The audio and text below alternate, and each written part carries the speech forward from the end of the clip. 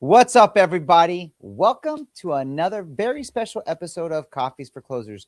Today, we got a really special guest in the studio, Malik Jackson, Super Bowl 50 champion, the founder and CEO now of the Care League, coming in to talk to you guys about his new venture that he started that's bringing luxury concierge services that only elite athletes like LeBron James get to you, the modern consumer. Please welcome the founder and CEO of the Care League and Super Bowl 50 champion, Malik Jackson. Let's go. Get the claps up. How Let's you go, doing, everybody? baby. How you doing, everybody? Rocking that ring. I Let's love it, go. man. I What love it. camera am I looking at, by the way? That one? Yeah. Let's go. Yeah. Oh, man, you're so animated. You got such a great vibe, and I'm so happy you're here with us today. Thank you for having me. So we're here.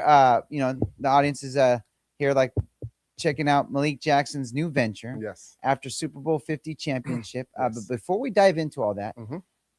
what's your morning routine? My morning routine. Well, you gotta say too, right? I have a 10-year-old daughter, and if I'm with her, we wake up about 6. I'll say I wake up at 6. Of course, wash my face, brush my teeth, get her up, get her breakfast ready, and then my mom takes her to school, or I'll take her to school, and then go work out and start answering emails and calls. But if I don't have her, she's with her mother, then what I'll do is wake up still about 6, go work out 7:30 to 8:30, go home, answer emails and calls. So that's it. Yeah, Super Bowl champ life. It's like, That's it. what was your morning routine when you rocked the Super? Like, what's it like right before Super Bowl? The like of the game. The morning of the Super Bowl. Ooh, yeah, wake up, brush your teeth, wash your face, maybe throw up once or twice because you're just nervous that day, and just sit around, hurry up and wait to the game. There's not much you can do. You go eat breakfast, you have your meetings, right? But for the most part, you're just in your head and just playing the game over and over and talking success in your mind and going out there ready to wait to go do it. Man, I can't imagine the pressure, like just to have the entire country just all eyes on you, unobstructed. It's beautiful, but as you know, we played Super Bowl 48 against the Seahawks in New York, and Yep. that was a terrible day. So that team, we had a lot of the same guys, so we were able to really like harness that and understand what it means to get an opportunity like this to live forever, and how short and how far and few between they come. And so I think having that knowledge really helped us, and I think that's what really put us over the top to beat Carolina that day, as they were a really good team. I mean, that was an amazing game. Mm. Let me ask you, after the lights, after the fame, after all that notoriety, like, what's life like in that transitional phase from being Super Bowl champion, elite athlete, to just like now you're back in the grind? Just a guy. You're just a guy. It's tough, right? I tell people, people like, Malik, what was retirement like? What you do first? And I say, I lived like Pepe Le Pew for like a year and a half, having a good time. I'm single. So I did that. And then you sit down and realize, the cheers are gone. There's nobody there to help you. My agent asked me to pay my last invoice. And I was like, yeah, I got you, man. I hate owing people, right? Atlanta Star always pays his debts. So paid the debt and haven't heard from him in 4 years, right? And so you realize that you're really on your own. The team leaves you. That means there's no camaraderie, there's no training room for your access for your healthcare, and there's no agent to really guide you in the next stage of life. And so we'll get on more to essentially why I created what I created, but it's a lonely time, man. And I don't think people really understand the hardships that an athlete goes to, right? Because when you're the guy, right? Joseph is the guy. He's the one that everybody loves him, and then you retire and I come in, everybody's like, "Oh, Malik's the guy," and they're like, "Oh, forget Joseph. It doesn't matter." You know what I mean? So it's one of those things that's tough to really. It's tough to handle sometimes, and especially I tell people it doesn't matter if you decide to retire like myself or you got kicked out and nobody's picking up the phone to call you anymore. It's still tough. So yeah. We were just talking, you're now the fourth Super Bowl champ we've had on this show, and there's a lot of, and I was telling you, and it's really really breaks my heart to see when you see a Super Bowl ring at like a pawn shop, Yeah. or something. You hear those stories. Yeah. And there's really only two ways that transition hits you. Yeah. You either take it and you run with that same level of grit and mindset that you had when you played a game every single day. And that's what Marshall Falk did really, really well. He's like, listen, Super Bowl didn't end for me. Yeah. Football didn't end. Like, he grinds every single day. Same with Chris Heatherton. Same with Sativa Gali. These guys are ultra grinders. And I feel like I attract those entrepreneur grinding Super Bowl champs to this show because it kind of like we're all kind of in the same network at this point. Yep. or you go the opposite direction, which is you get into your head, you fall into depression, then you fall into drugs, then you fall into then boom, now you're suicidal. And it's something that breaks my heart. We just had Yeah. Viking star yesterday shoot himself, right? Another one, Yeah, from the Vikings. I forget his the name. receiver, not the Arizona guy. Another one. The wide receiver. Oh, Yeah. okay. Yeah, same guy. And same guy. What was that? Yesterday? Or was it? It was same time frame this week. Yeah, this Yeah, week. yesterday. It was Monday. You're right. Yeah. Yeah. And it breaks my heart that they Yeah. get into their head. And he's still in the NFL. Yeah, no, I don't think people really understand the hard, like the way, the type of pressure we put on ourselves, and it's not only us, right? Imagine your families depending on you to go out there, make the money, do the thing, bring it back home, take care of everybody, and as a lot of people see on Sundays, some guys just don't translate, or they just don't get the opportunities, or their body just breaks down. It's very, those are really the three options that really happen, or you succeed and you thrive. But a lot of guys, it goes to a point where like you put so much pressure on yourself and you put so much value in football to where you can't see the end of the tunnel. You can't put yourself to say, I'm more than a football player. Now, granted, for me, I just believed I was a football player when I played. And then I retired and I was like, dang, you know what? Like, I can be more. I had to have somebody tell me, Malik, you can be more. I didn't go through a huge state of depression, but you still go through depression. It wasn't suicide or anything, but it was still tough, because your identity is wrapped up in what you do, what you've been doing for the last, since I was 8 years old, and now I'm like, okay, who am I? But what I was able to have was in my corner, my financial team, Aaron Stevens, shout out to Aaron. He was like, Malik, I think you should go back to school. And I was like, man, I already got the paper that matters. I'm rich, you know what I mean? He was like, nah, like you got to go learn and educate yourself. And I was like, especially if you're going to get in the business, you got to understand what an LTV is and all these other things are. And I was like, okay, cool. And so I did the 6-week Stanford program. And I was like, wow, I can read more than a few pages in the book. I can understand and retain this stuff. I can write a paper. And so it really took those small steps to really build me up to say, okay, I do believe in myself now. And I think the sad part is a lot of guys don't have that. Like we were talking earlier, my agent left me. So if a lot of guys don't have a good financial guy or an agent that actually cares about them, then they're lost and they're by themselves and there's nobody there to help them. So there's a huge void in that aspect. And I hope the league steps up and pays for that young man's funeral. I hope parents really talk to their kids about be more, go to school, right? Like really focus on things. Get people in your corner that are going to help you thrive, not just take from you. So it's a tough sight when you see things like that, especially from a young man that had his whole life in front of him. Yeah, I mean, we're starting to see that a lot, and for me, these are elite athletes, and they're groomed to be just superstar humans in general. Yeah. And I always struggle with the fact that finding that balance, like you're an elite athlete, now you're going through this major depression, but they've been groomed for so much since you've been groomed as a kid to be a superstar athlete, but being a superstar athlete translates into normal life. You're usually a hard worker. Mm-hmm. You're usually, a good steward in general. And it just breaks me when I see these guys going in through that kind of depression. What do you think is the catalyst for some of this stuff? Well, you said it, right? You said they're hard workers and they're good stewards, but how does that necessarily translate when you didn't get a college degree like I did? Put me in it, for example. I didn't finish college, right? And so what opportunities do I really have at my fingertips to go out there? One, to make as much money as I did previously, as fast as I did, and put myself in a position where I guess in the NFL, if you're a starter, you can be considered a C-suite executive. Let's just compare it as that. To put myself in a C-suite executive role right away, it's not realistic. I mean, you can pawn this, but I can't. Everybody's like, why don't you wear it so much? It's like, well, because I can't go to Bonds and buy food with it, right? I damn sure can't go to Erewhon. So like, there's not much, there's translation outside of it. You are taught, you are taken care of, but you have to really understand the educational aspect of it because people have been doing it for a long time before you and the opportunities for it. And so that's why I think it's so tough. And that's why I think what I'm doing is needed, because at the end of the day, you need people behind you. You need people to push you. You need people to put you in position to educate you, show you the way. Right. And so it's interesting. But yeah, I think it's tough because a lot of guys just don't see themselves as much sometimes. And it sucks, but we're also not, I'll say this, we're also babied to the fact, and I say babied for lack of better phrasing. We're babied, we're coddled, we're taken care of. All I had to worry about was X's and O's. My bills were paid. My family wanted to come out, do something. They needed something. Everything was taken care of, right? And so to have all that taken care of and then expect the guy to just get out of the league and answer emails, or I still type like this when I first left the league, or open your own mail, it's not really realistic, especially when they're going through so many things in their head: financial issues, marital issues, identity issues, personal issues. So it's a lot on that retired athlete to try to act like he's going to get out there right away. Not, we have a lot of good examples. You spoke about the three other Super Bowl champions you've had come through here, and there's plenty of other good examples. But unfortunately, when a bad one is speaks just as loudly as the good ones. And they're not necessarily bad. And I don't know what the NFL is doing to kind of like derail this. I think that there's some preventative measures that the NFL can certainly do to make sure that these things don't happen. And coddling someone hurts them more than helps them. It does. But it's like, let's take you for example, right? I mean, you have 1,000 things on your plate, right? And if you have somebody that can come take some things off, allow you to focus, okay, but then that means you're taking away from understanding and learning that, to say, pay a bill or something, right? Understand hospital networks and co-pays or whatever.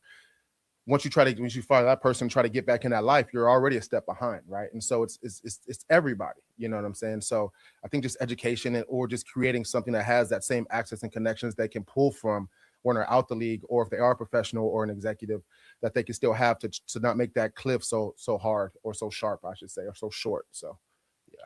Well, now stepping out of being a superstar athlete, now you're in our world. Now you're an entrepreneur.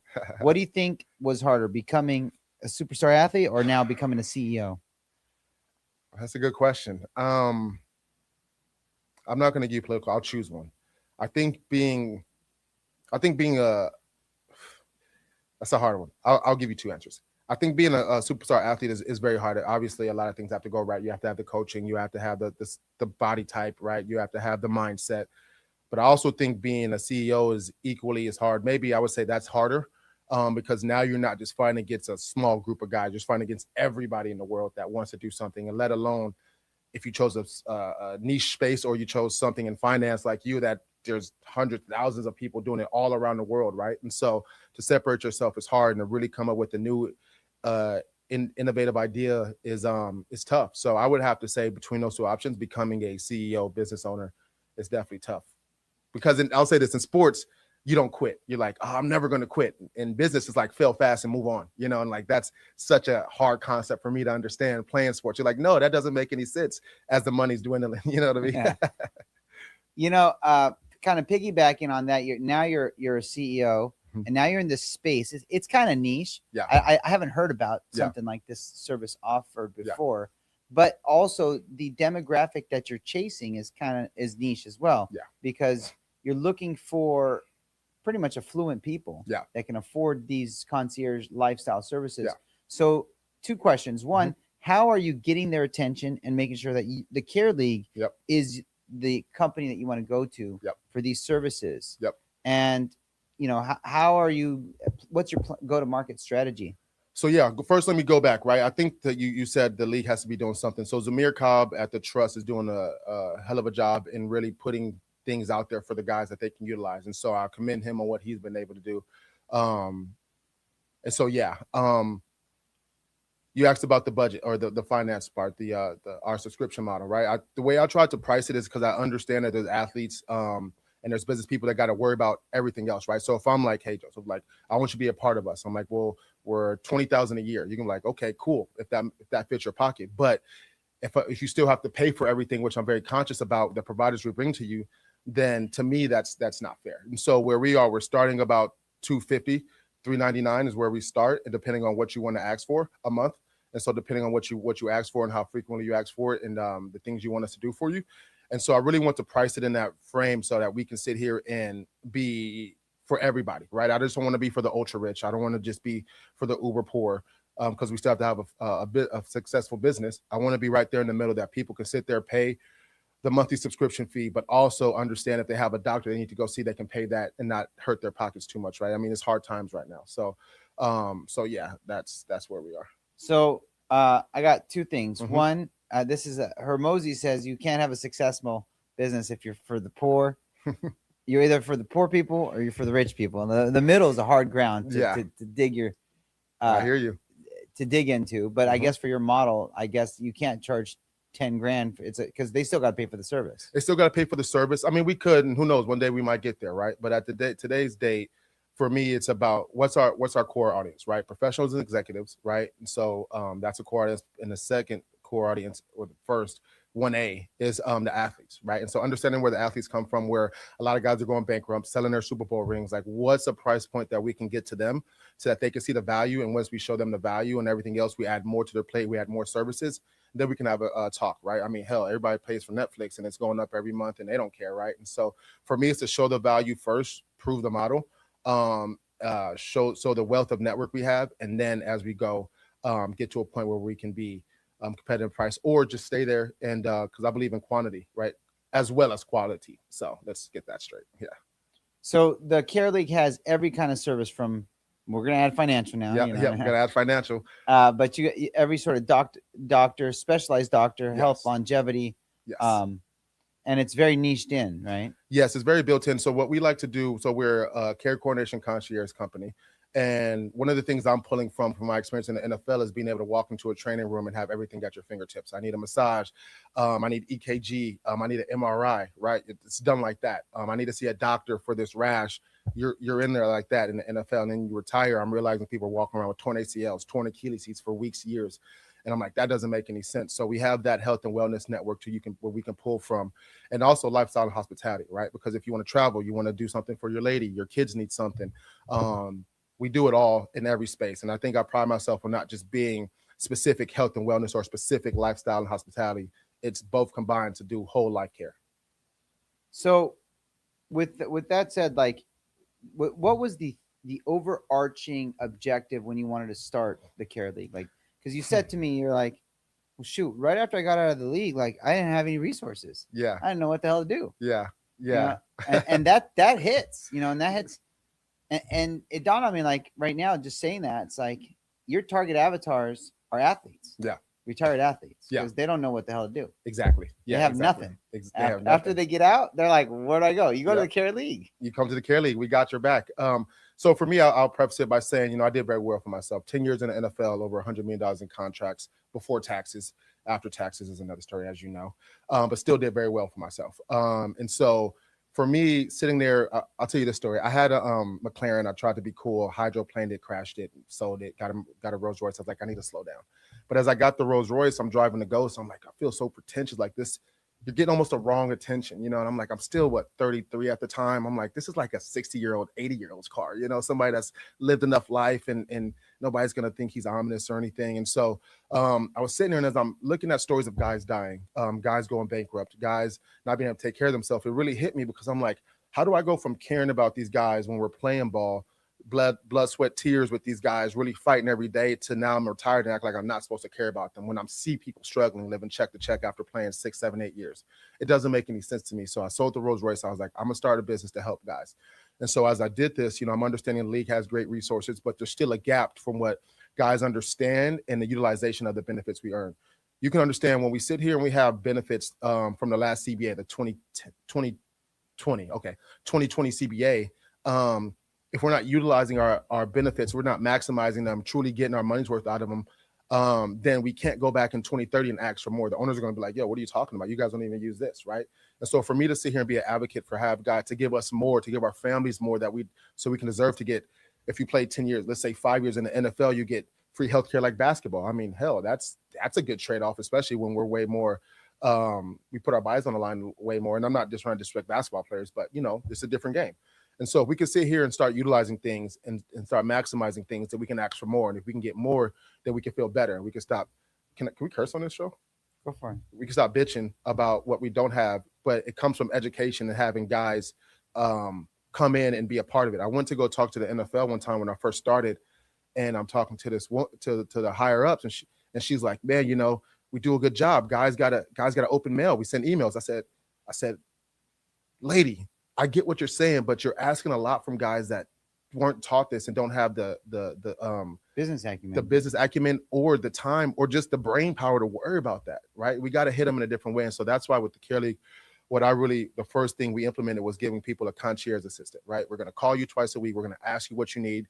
We also have a mentor, which is an older guy on our team named Billy, who played 12 years, Super Bowl champion as well, because I'm like, these guys need somebody that they can talk to, that they can relate to say, hey, I'm going through this, and we can understand each other, right? I mean, some guy's been rich, been broke, been divorced, got back on it, right? Like it's a whole, we have a whole ecosystem. And I tell people, as the NFL, we have one of the biggest frats. It's almost like we just refuse to use each other, which is a problem. So I'm trying to bring all that together. Collaboration is key. And you said something like that really hits. And that is that you have a concierge to call them because people don't know what the hell they need until they're asked about it. And one of the biggest things in any business is execution, right? Yep. And the way to get execution is to nudge. Yep. And now you're nudging these people going, listen, what the hell do you need? Like, what's hurting today? What's going on? Exactly. And one of the things we do is, since we understand the benefits, purely speaking about NFL guys and athletes, we know their benefit packages, right? And so we can say, hey, what do you need? He's like, hey, man, I want to go back to school, but I don't really know how. Okay, cool. That's a benefit. Let's use that. That's free. Hey, I want to start a business, but I need some help. Okay, cool. That's a benefit. That's free. Let's use it, right? And so we really push the NFL guys and all athletes to utilize the benefit packages that the teams or the three-letter league has given them to be able to make it as cheap as possible for free, since they already paid into it. And if that's not in the Rolodex of the benefit packages, then we go to our Rolodex and make sure that our providers, who we make deals and partnerships with, can provide a great product for a discounted rate. So yeah. I mean, my mind is just going, and I think like your network is going to expand. You know, I have my mentor is a team owner. He owns the Phoenix Suns. He bought. He's now buying the Sox, and I feel like there's so much synergy here with what we're doing, and there's just a lack of education for athletes post profession. 100%. And if they just had some actual direction where they're handheld, they just got to be handheld into it, because they're gonna leave, they're gonna immediately fall into depression. But if there was like a hand-holding ecosystem that's partnered directly, not just like where you gotta reach out to these people and then get them to adopt. But there needs to be something greater than what you're doing to create a true hand-holding platform for athletes. I mean, we're building it. We have the platform, and I think that's why we have something great. It's niche.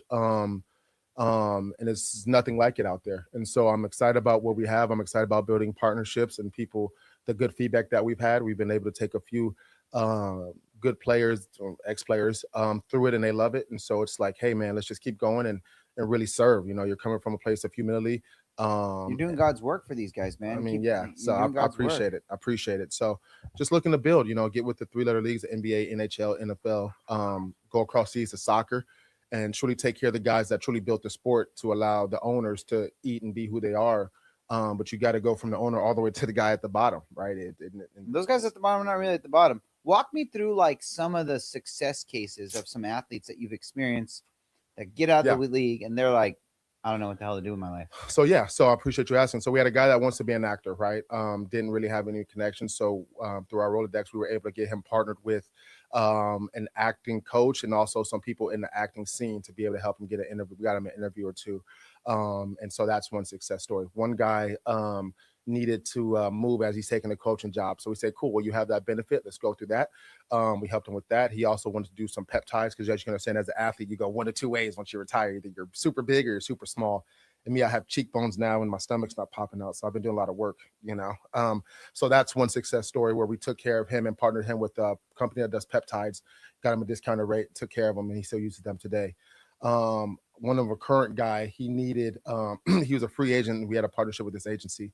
So we took care of the guy. He needed PRP shots, and he needed PRP shots, but the ex-team held the images that he had, right? And so for us, we told the agent, first you got to get the images from the team so we can understand what's going on with them. We have to get some doctor's notes, which we have access to doctors that can get them doctor's notes.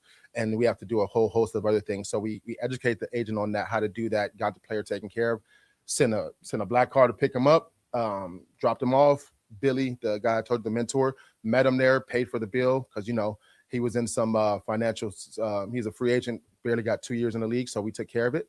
And of course, we built the agency. So, we're not doing all that. But, we took care of it in the moment because the agent couldn't be there. And so that's the type of things that we do. We helped a businesswoman who has 2 kids.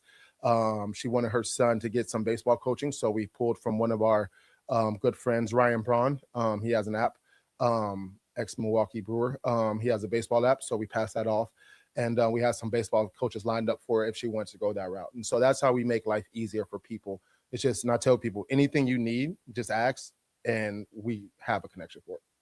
That's like that service is so instrumental. Like I'm a guy, I have a ton of resources just because I got the podcast. But I'm unique, like exactly. I'm unique. And that's like, why you're not exactly our like ideal client, yeah, right? Because you already have your ecosystem. Yeah, I have a whole ecosystem of networks, but it took me millions of dollars to build this ecosystem of resources. Yeah. And I didn't unintentionally, just kind of like it came as a byproduct of branding and being a CEO and influencer and all this other stuff. But nobody has that. That 99.99999% of people listening don't have that. Yeah. But with your service, they have that. Yeah, that's everything. For that's $200 a month, you could bypass all the work that I put in to build this massive ecosystem. Exactly. Because I'm thinking, I mean, even in the sports, because like my kids all train in all these different sports. I have some, but I could still use a lot of your research because I don't have all the pro athletes to coach my kids in football or baseball or whatever. So even then, you still smoke me in some of those resources. Well, it's just adding value. Like you said, you've built a Rolodex over the years, paid money, met people, right? And so you've done that, right?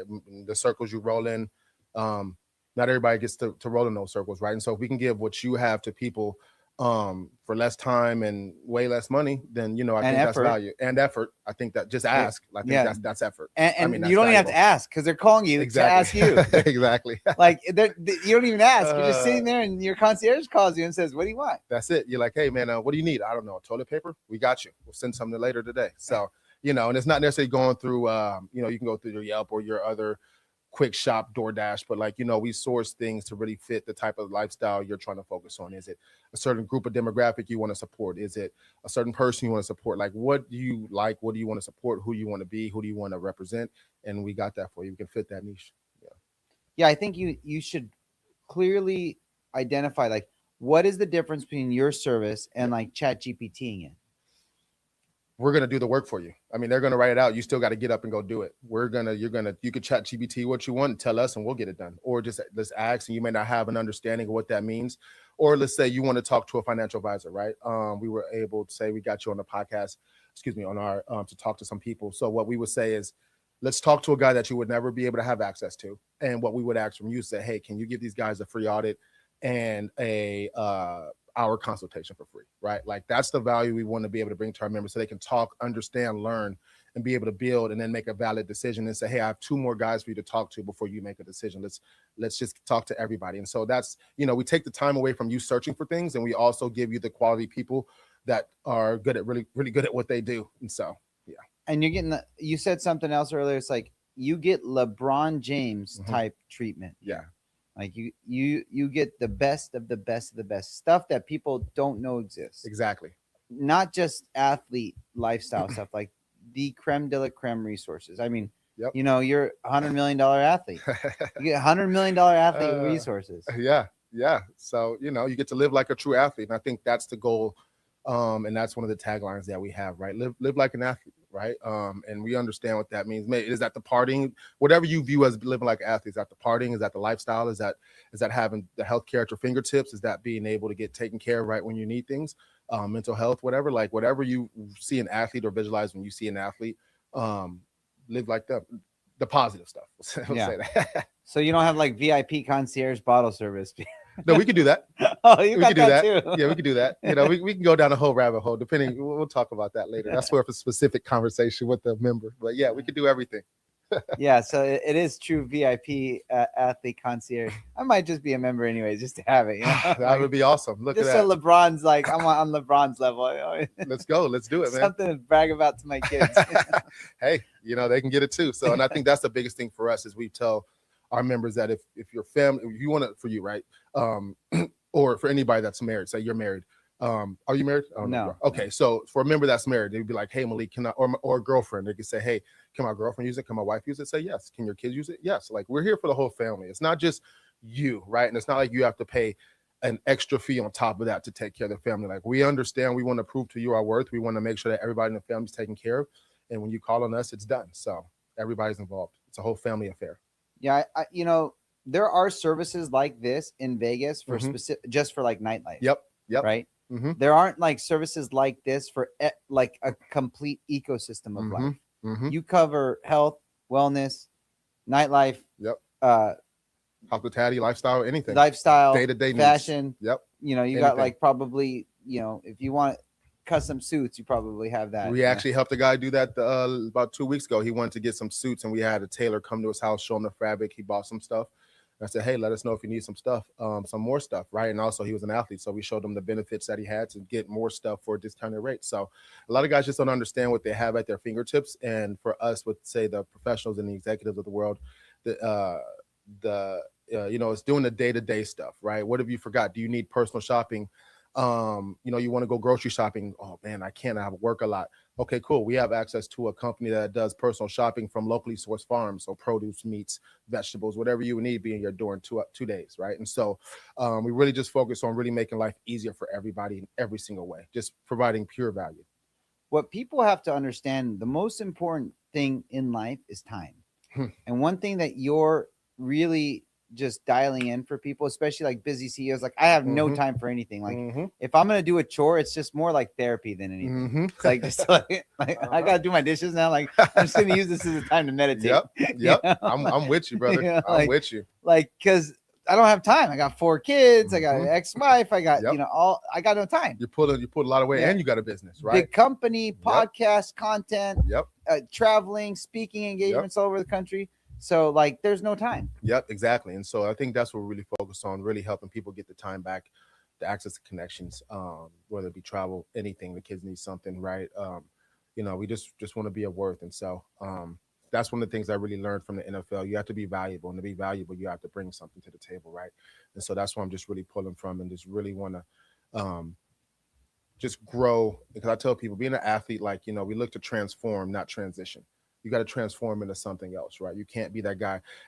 I tell people all the time, I'm like, man, you know, in the NFL, you don't have what do you call it? Not HRA, but what's the people when you get in trouble, you got to go talk to them?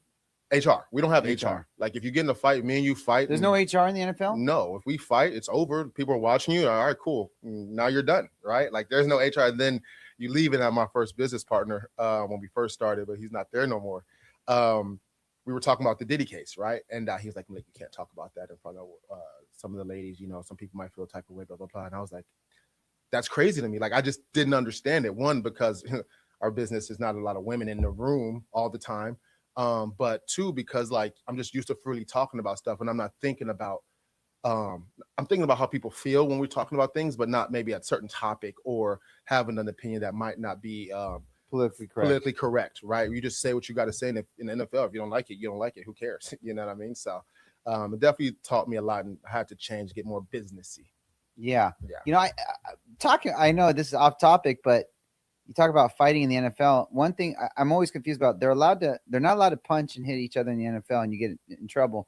But in the NHL, they want you to fight and punch, and then they televise that, and there's a full-on boxing match going on, and you're rooting for whoever, you know, like it doesn't make sense. Like they're allowed to do that in the NHL, and they're not allowed to do that in the NFL. You guys ever ask, like, why is this happening? No, I mean, we get it in the NFL. One, you can break your hand, and now you're sitting there out, right? Or you see, you can break your hand in NHL too. True, but you know, most guys aren't going to take their helmet off. Or you get the love this guy, but Myles Garrett, where he's just swinging shit. You know what I mean? Like it's not safe. One, but two, I think it's funny because I love Premier League soccer. Big Fulham fan. Shahid Khan, what's up? And also, I'm a huge Newcastle fan. And so it's funny because Fulham was playing one day, I believe, and one of their players got pushed and they were getting into a fight. And I'm like, oh, he's going to get fined. And I'm sure he did get fined because you can't fight in soccer, right? But then a week later, they played the clip in a promo of the Premier League. And I was like, how crazy is that? Where they're going to use the clip to promote the league and show the feistiness and the battle of it, but possibly fine a guy for doing those actions, right? And so, but it's a business. I mean, forget about what happens in the stands. The actual fans are just like shooting each other. Yes, yes. I love the old Oakland days, boy, at the A's Stadium. Those were good days. Those were good days. Now, winding up, I want to talk about some of your personal goals here, kind of some of the things, because I really believe in what you're doing. What's a personal goal that you have for yourself right now? A family goal that you have for your family and a business goal that you have for the Care League? A personal goal. I think it's really just to be happy with where I'm at in life and what I'm doing. You can get caught up looking at everybody else, especially when you're in the business world. You have talks with other people, say in the concierge world, and you see how successful they are, and you're like, why can't I just get over this hump? But I think it's just understanding and being happy about where I am, the position I'm in, the mental clarity that I have, the work ethic that I have, the people behind me, and so I think that's truly it. Just be happy and not necessarily content, but just be happy. In the business world, of course, building a successful business that people see valuable and also utilize, and build partnerships with NFL, NHL, NBA, soccer, MLS to be able to take care of their athletes, and compound on what we're doing to be able to build those companies up in what they're doing with their retired athletes and their current athletes, whatever they need. So that's a business goal. And life goal, that was the third one, right? Family goal. Family goal, excuse me. My family goal, just to give my daughter the best life she can have, and not necessarily having to be financial, but having me be very there, be present, knowing dad's going to be there, dad cares about her. That's really my family goal. Of course, I would love to have three other ones like you. I have a total of four.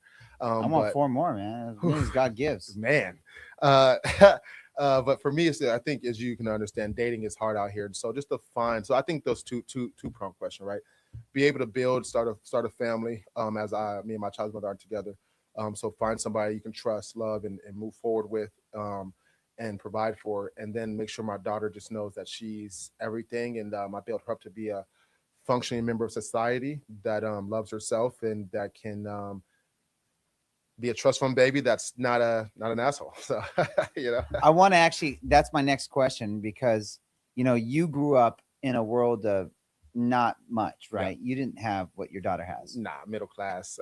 Yeah, and that allowed you to have a level of work ethic and grit that your daughter might not have, because she didn't grow up in the same circumstances.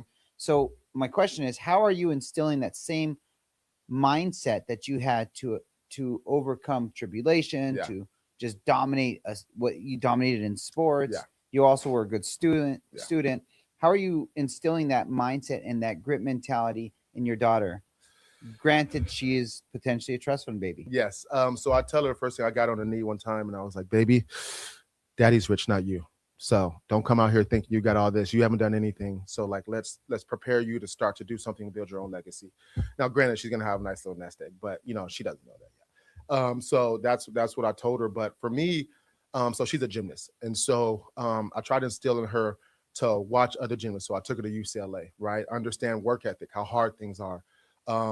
Understanding that you don't always get to do what you want to do. You have to do what you have to do first to get what you want to do, right? And so there's little lessons that I just teach her every day and talk to her about, to really implement to her that, like, life isn't always just fun and games. It's a lot of work, but if you get the work out the way, that's when the fun and games start. And so, it's just that battle, right? But then also, and I love having a little girl because I needed her to make me soft, right? Because after the league, you're going through so much, and I needed purpose. And so she was a great. I remember when I first retired, I was like, okay, cool. Now my job is to get my daughter to school on time, right? So I live in the valley, so it's 101 to 405, and when you're going 101 east or 405 south, you're gridlock, right? And so I'm like, all right, cool. So my whole thing was like, if I got to school, I was like, yes, I did it. Getting the claps in your head is like, yeah. And I'm like, all right, now what for 8 hours? You know what I mean? So definitely but that's what I needed. And so she's helped me out probably a lot more than I can do for her at the moment, just with everything I'm going through. So I'm sure she's been the biggest blessing in your life, without a doubt. For sure. Without a doubt. And it's, for me as a CEO and a father and a guy who deals with this struggle of raising 4 kids in Newport, who are around a bunch of other kids just like them, I struggle with, always trying to make sure that they have that same level of grit. Like from here, boom, I'm shooting off jiu-jitsu. I keep them like regimented, like I'm regimented. They're just as busy as me. Wake up, grind all day, then then still grind. Yep. You got your activities, and then you got your, extra homework, and it's like, boom, 8 to 8, you're busy. Yep. And that's how life is. That's how life is. I mean, it doesn't stop. And I commend you on that, right? Because you have to keep the kids busy. You have to give them discipline. It's funny enough, I told my daughter I want to put her in some martial arts to learn discipline. And then she didn't necessarily know the true definition of discipline. And so, me as a dad, I'm like, I know everything. And I was like, shoot. I said, hey, Siri, what's the definition of discipline? Because I know it, but I wanted her to know verbatim, right? And so I told her something. Oh, there we go. See? So, like, I know. Exactly. No, thank you. So, why'd you tell Siri? so yeah, so like I brought that exact one up, and I explained it to her in the best way I could, but I want to give her the dictionary version, right, so she can understand it. And so I definitely commend you on that, because you're right. It's really instilling in them that life isn't easy. You have to fight for things. Like we brought up martial arts, because I was like, she's like, well, Daddy, I do boxing. She does boxing too, and I was like, yeah, but what is it teaching you? Do you have can you think about things, process things? And so I'm just really just trying to build. So I definitely commend you on being a present father, who has all these things going on, but still knows what's important. So that's yeah, awesome. that's the most important stuff. And I'm good at multitasking. I've managed to be able to grind while I'm at jujitsu or baseball or whatever, same. football. Like I got, Yep. I'm a ninja at that stuff. Now, I love the idea of the Care League, and I love the concept that you're actually helping people execute on the proper care. Yeah. And I think it's such a noble service. I'm going to try to put some extra resources into it myself. Yeah. And make some good connections for you. Thank you. Because I believe in your vision, and I believe that it's essential, especially because there's a true dilemma with professional athletes after the lights are off. And it's getting worse, and it just breaks my heart every single time I turn on a television and I see this guy killed himself. Or it's like, why is this happening? Like, how the hell is this happening all the time? Exactly. No, and the more resources, just like what Trump's doing right now in the housing market, he's firing at all cylinders. Add this initiative, that initiative, there is no one solution. You just got to fire on all cylinders. And I feel like your cylinders, it's a pretty good bullet. It's a pretty strong bullet. And appreciate it. You need to get some true momentum behind it. Yeah. So we'll plug in some resources on our end to try to add some momentum, and it's all about serving. And I truly believe that you're doing God's work. Well, I appreciate that. And truly, I think this is an opportunity for me to get out there. You're one of the best in the game at doing it, not only in your topic, but also just out there in the podcast space. So I appreciate the platform. Appreciate me to come out here and just the kind words, right? Because I know a man of yourself, your stature, your business acumen, you're not going to tell somebody you don't believe in and just, blow smoke up their butts, right? And no, so there's no incentive for me. I got nothing. So that means a lot to me. So I appreciate that. It's just really about creating value. Can I leverage the athlete and what they bring, and also the provider and what they bring, and meet them together and make sure that everybody's happy? And so that's all I care about. I'm very trying to just coming from a place of altruism, want to help, want to solve a problem, and then go out to the rest of the world and solve their problems. So I appreciate that in the platform. Let's go, baby. With that said, last question for you. When you're in front of the pearly gates, what do you think God's going to tell you? That's a good question.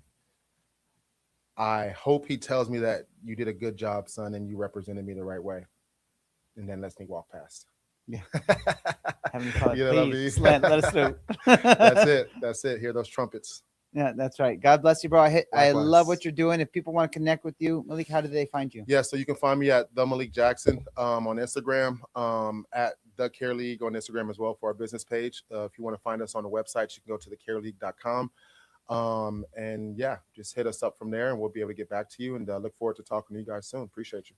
Malik Jackson, founder, CEO of the Care League, Super Bowl champion. Make sure you check him out, check out his company, and get plugged in. Thanks for tuning in.